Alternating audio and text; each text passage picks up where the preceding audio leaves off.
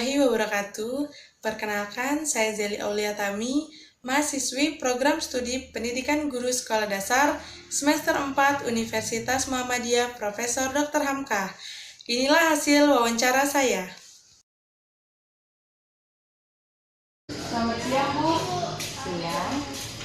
Perkenalkan, saya Zeli Aulia Tami, mahasiswi Program Studi Pendidikan Guru Sekolah Dasar semester 4 Universitas Muhammadiyah Profesor Dr. Hamka. Saya mempersilakan Ibu untuk memperkenalkan diri. Ya, kami di sini atas nama kepala sekolah ya, Martiana Huta Barat. Sebelumnya terima kasih karena sudah bersedia dan berpartisipasi dalam wawancara ini. Terima kasih banyak ya, Bu. Ya. Ini saya ingin menyampaikan tujuan dan maksud saya, yaitu saya mendapatkan tugas dari kampus, yaitu PLP 1 atau pengenalan lapangan persekolahan 1. Nah, di situ tugasnya mewawancarai kepala sekolah mengenai lingkungan sekolah. Nah, untuk itu saya ingin bertanya, Ibu. Ya. Yang pertama itu, bagaimana perbedaan sikap kelas rendah dengan kelas tinggi? Tentu perbedaannya ini ya, semua anak tuh ada perbedaannya karena di kelas rendah anak mungkin masih ini lebih kekanak-kanakan daripada yang di kelas tinggi. Jadi perbedaan tuh pasti ada setiap anak. Dan umur dari kelas 1 sampai ke kelas atas itu udah sesuai dengan apa? Usia sekolah. Sudah. Nah, boleh dijelaskan sedikit serangkaian keyakinan nilai-nilai atau norma yang dijalankan dalam upaya mencapai tujuan sekolah?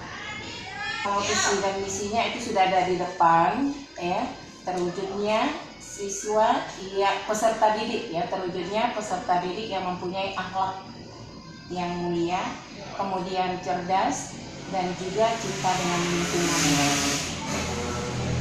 Nah, untuk struktur organisasi yang ada di sekolah ini seperti apa, Bu? Kalau strukturnya sudah ada, mulai dari itu sudah ada di sana ya, sudah ada di sana. Ada strukturnya, ada pengawasnya, ada kepala sekolah, ada komite, kemudian ada untuk tenaga administrasi dan guru-gurunya. Jadi sudah lengkap. Nah, apakah struktur tersebut sudah bertanggung jawab atas tugasnya masing-masing? Kalau bertanggung jawab sih, kalau untuk 100% mungkin belum tercapai, tapi untuk menjalankan tugas masing-masing sudah. Nah, kan di setiap sekolah atau instansi manapun pasti ada peraturan dan tata tertib. Nah, untuk peraturan dan tata tertib yang ada di sekolah ini apa saja, Ibu? Kalau tata tertib untuk siswanya tetap ada ya, itu harus memenuhi atau mengikuti apa aturan yang ada di sekolah, misalnya pakaiannya, dari tingkah laku, dan untuk tata tertib dalam belajarnya itu harus dilaksanakan, diikuti. Iya. Nah, apakah tata tertib dan peraturan yang sudah Ibu jelaskan tadi telah berhasil meningkatkan karakter peserta didik? Kalau untuk 100% ini tidak bisa kami inikan, karena kadang-kadang ada juga siswanya walaupun itu tidak begitu di luar sana, cuman ya kalau 100% memang belum, masih ada yang kurang-kurangnya, masih perlu proses juga. Iya. Okay. Nah, peran guru dalam menumbuhkan karakter itu bagaimana?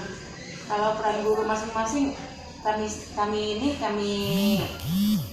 lihat sudah bagus karena mereka menanamkan kedisiplinan ya, kemudian tata tertib yang harus dilaksanakan di sekolah juga harus mereka sudah tanamkan sesuai dengan gurunya juga, karena guru-guru juga sudah menanamkan pada dirinya, karena kalau gurunya bagus, gurunya taat dengan tata tertibnya, tentu siswanya juga akan mulai mengikutinya. Iya.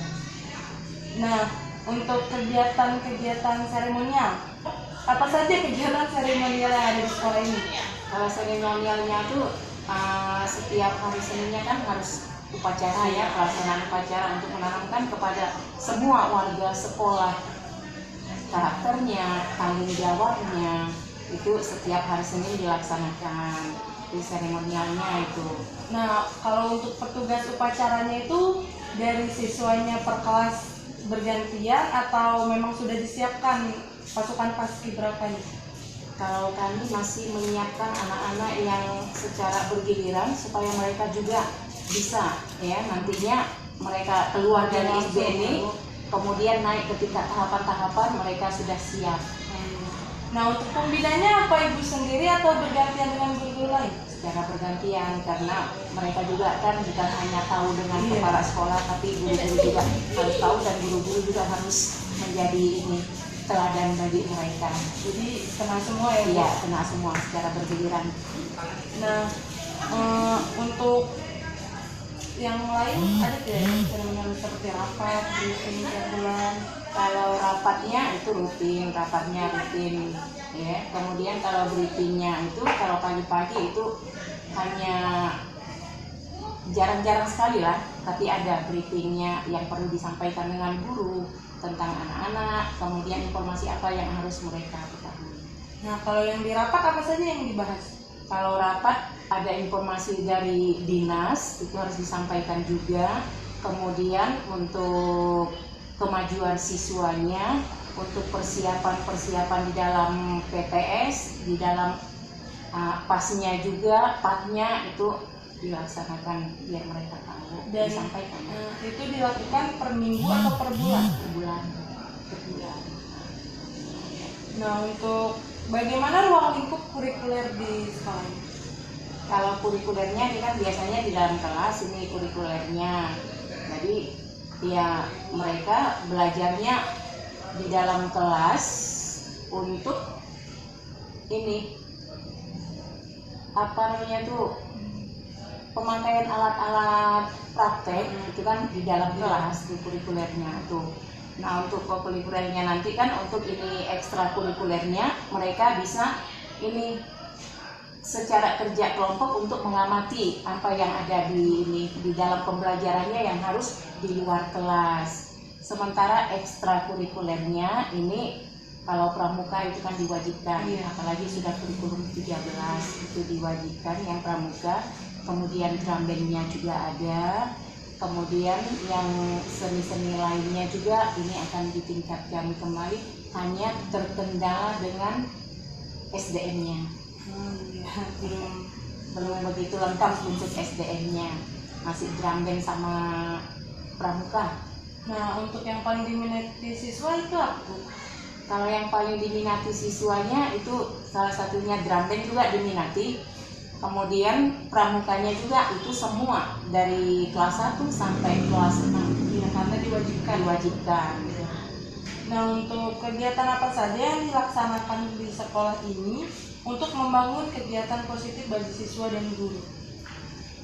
Kegiatannya kalau bukan setiap bulannya, tetapi ada program-programnya ya, seperti bawa anak ini keluar misalnya mengetahui untuk melihat lingkungan di luar, hiking ya, itu dilaksanakan semua guru. Itu kegiatan yang positif kami rasa, dan untuk melatih anak keterampilan dan disiplinnya juga. Hiking ya. Nah, apakah sekolah ini sudah termasuk sekolah adiwiyata? Sudah, tahun 2018 itu sudah dapat piagamnya dari Pak Bupati. Dan apakah sudah ada bank sampah? Bank sampahnya ada. Jadi sudah berjalan dengan baik?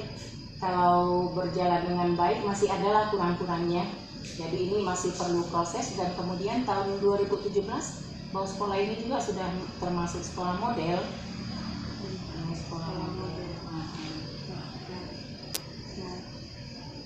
Sudah selesai wawancaranya Bu. Terima kasih banyak sekali lagi atas partisipasinya dalam menyelesaikan tugas saya. Kurang lebihnya mohon maaf.